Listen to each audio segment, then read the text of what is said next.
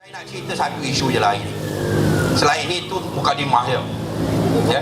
Saya nak cerita satu je isu. Jangan takut pada DAP. Orang akan marah saya lah. Dia kata, inilah buktinya amanah ni diperkudakan oleh DAP. Saya nak cerita pada tuan-tuan, kalau kita tak hilangkan ketakutan orang Melayu terhadap DAP dan kita mengiyakan fitnah dan tuduhan bahawa DAP ni anti Melayu, anti Islam, maka semua dalam Pakatan Rakyat, dalam Pakatan Harapan ni kita akan terpanditlah bersama.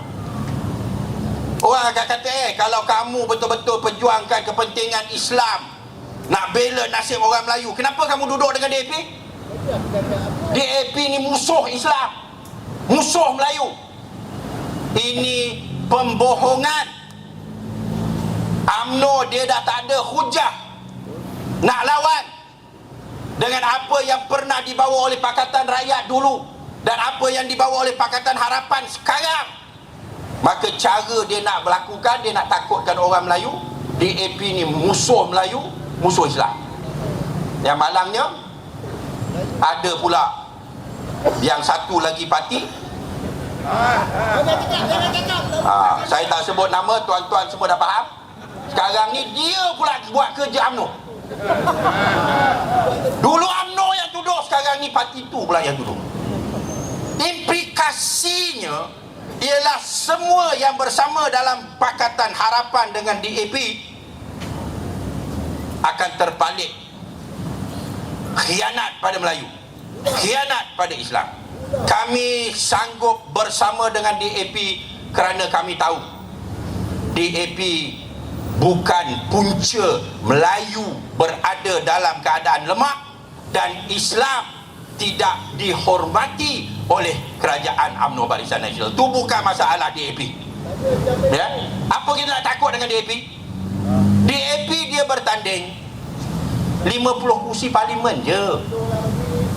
50 kursi parlimen daripada 222 kursi parlimen. Kalau dia menang semua yang dia tanding, dia tak boleh bentuk kerajaan. Boleh ke bentuk kerajaan? Tak boleh. 50 tu lebih daripada separuh ke? Ya? 222 ni separuh 111. Kalau nak perintah kena ada 112 kursi. Kalau bertanding 50 kursi, boleh menang ke 112? Boleh ke? Mana boleh? Lalu dia bodohkan orang Melayu. Dia takut-takutkan orang Melayu dengan DAP, sedangkan DAP hanya bertanding 50 kursi. Apa yang kita nak takut? DAP dia tak boleh bentuk kerajaan dengan sendirinya. Dia kena berpakat dengan PKR. Sekarang ni PAS tak nak, okey, dia kena berpakat dengan Parti Amanah Negara. Kita bentuk kerajaan. Katakanlah DAP 50, katakanlah Amanah 30, katakanlah PKR 40, 50, 40, 30, 120, kita boleh bentuk kerajaan. Boleh kan? Kalau dengan 120 ni kita bentuk kerajaan, DAP 50 kursi, dia kata, kami 50 kursi, kamu kena dengar cakap kami. Kami kata bye-bye. Kerana apa? Kerana perjanjian kita ialah kita memerintah atas dasar yang dipersetujui bersama. Apa dia? Nak menentukan demokrasi yang lebih adil, supaya kita boleh masuk televisyen, kita boleh cakap dengan rakyat, kita boleh cerita apa mesej kita. Kita boleh cerita tentang bagi amanah, kita boleh cerita tentang keadilan Islam. Kita boleh cerita bagaimana Islam ini bukan soal hukum-hukum nak paksa orang jadi orang baik, tapi soal membina akhlak manusia sehingga menjadi makhluk yang terbaik, yang termulia, yang dijadikan oleh Allah Ta'ala. Bukan soal nak potong-potong, nak rejam, nak sebat, nak ini, nak itu, nak paksa manusia jadi baik. Ini bukan kaedah Islam. Ya. kita dapat demokrasi, kita boleh sampaikan mesej kita. Kita nakkan dalam dasar-dasar bawah Pakatan Rakyat dulu dan sekarang ini di bawah Pakatan Harapan, kita nakkan keadilan ekonomi, supaya tak ada lagi yang kronisma ni yang saja nak kayakan kroni UMNO Barisan Nasional dengan perjanjian konsesi tol. Kenapa kerajaan bodoh sangat tanda tangan perjanjian yang sebegitu rupa? Sekarang ni dia kata, oh kita tak ada pilihan. Kenapa? Kerana perjanjian begitu. Kalau kita tak naikkan kadar tol, maka akhirnya kerajaan kena bayar pampasan yang kamu sign siapa suruh. Akhirnya rakyat yang kena tanggung kesan daripada ketidakbijaksanaan kamu, wahai UMNO Barisan Nasional. Yang tak cerdik tu maknanya bodoh lah tu, ya? Apa yang kita nak takut dengan DAP? Dia hanya 50 kerusi. Tapi cara dia gambarkan macam seolah-olah kalau DAP yang menang, dia bertanding 50 je tuan. Dia menang 50 semua pun dia tak boleh buat apa-apa. Tapi yang penting bagi kita, kita nak jatuhkan UMNO Barisan Nasional. Betul tak betul tuan-tuan? Kerana yang merosakkan negara adalah UMNO dan Barisan Nasional. Betul tak? Tapi inilah, kita kesian orang Melayu, khususnya yang di kampung-kampung, mereka diperbodohkan, mereka ditakut-takutkan. Sedangkan kalau kita nak lihatlah dekat Pulau Pinang, ya, dia kata DAP memerintah, orang Melayu dah tak ada tanah lah apalah, ya. Sebenarnya saya pernah cadangkan kepada kerajaan, saya cadangkan pada DAP, dan saya harap insya-Allah dia akan laksanakan benda ni. Kita buat rombongan orang Melayu pergi lawan ke Pulau Pinang. Tengok betul ke yang masjid dan surau kat Pulau Pinang dah tak boleh azan? Betul ke? Ya, biar pergi jumpa dengan tok-tok imam, pergi jumpa dengan pegawai-pegawai jabatan agama. Mereka akan beritahu pada tuan-tuan, dulu bawah Barisan Nasional, peruntukan untuk jabatan agama di Pulau Pinang hanya 12 juta setahun. 1 bulan 1 juta.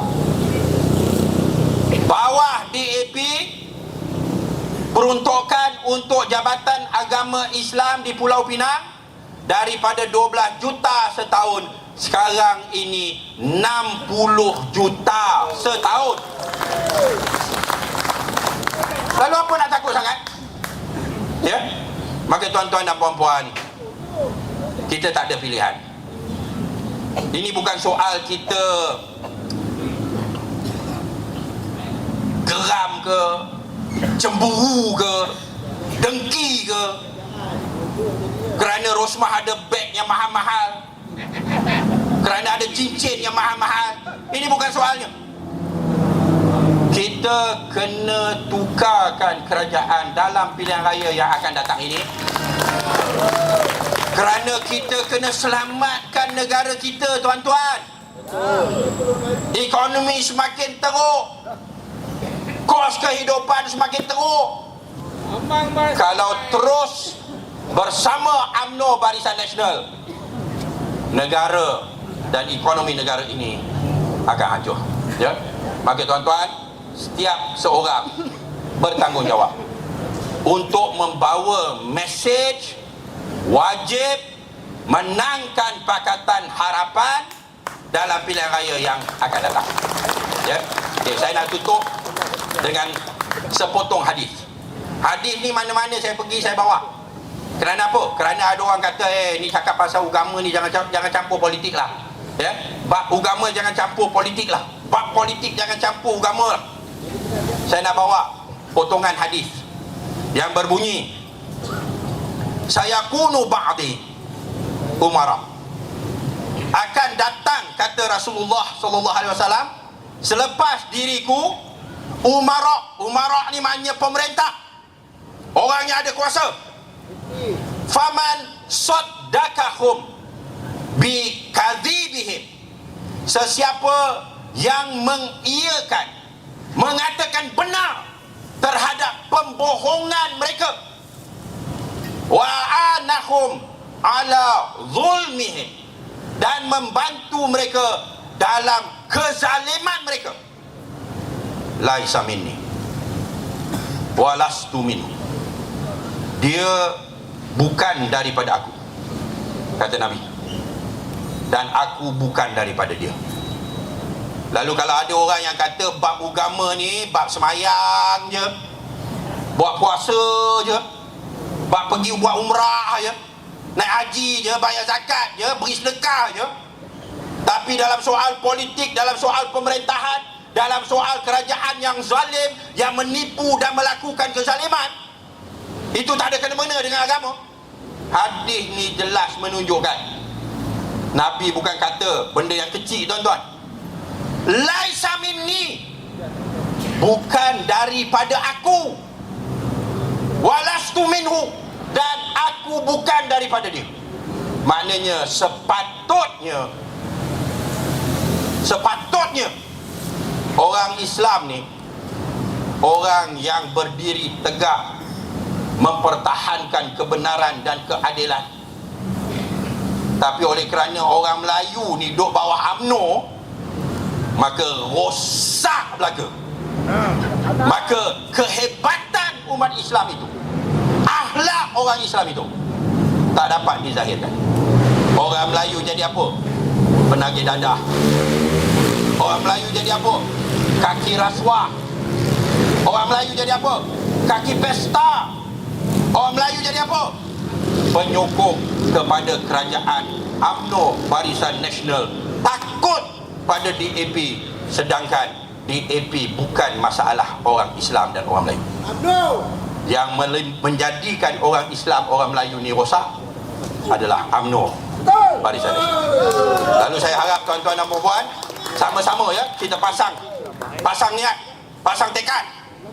Kita semua bertanggungjawab untuk nak tambahkan sokongan rakyat terhadap Pakatan Rakyat supaya kita boleh selamatkan negara Malaysia, insya-Allah. Wallahu alam, wabillahi taufik wal hidayah. Assalamualaikum warahmatullahi taala wabarakatuh.